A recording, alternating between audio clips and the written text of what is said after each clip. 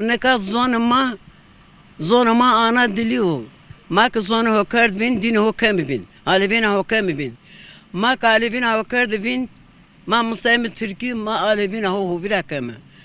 Gunami dinina ki nara tepe domanı kayım ki beni zonuma bazı alevin zımusne yani numara gerekiyor. Tornume her roz yenileme.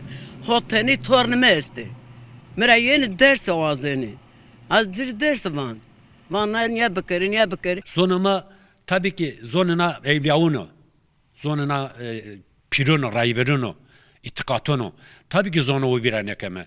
O zonu hora vene haktame, minnetekeme, itikatame huren zemgiredame, devreşenkeme o zonu hora.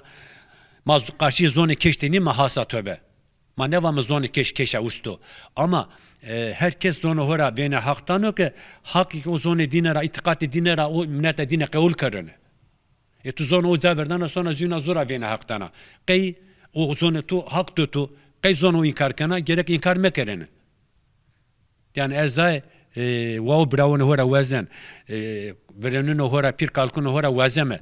Vameke sma mutlaka o zonu pir kalkun o vira mekere. Domonun o sağlık tane, evladın o sağlık tane.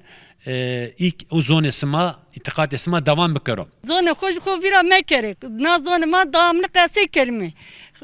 Ma tornonu koraj vame. Zone ko vira mekerme. Na zone kase kerme. Hak tavası ma nikere. Ma damlı pire mamine, rayber mamine ma gulbak müretin. Nika pir rayban çino. Ma dersinde her şeyi o mahvira kırdım.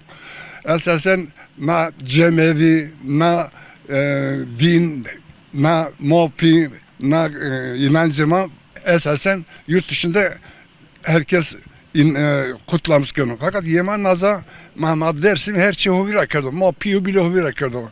Zonu hovira kırdım. İnancı hovira kırdım. Sözü ispar nemendo. Herkese mopiyu makı Mordemune mad cirane mak domonlu huk bomusne her şey mak inancı mak yeni hurin.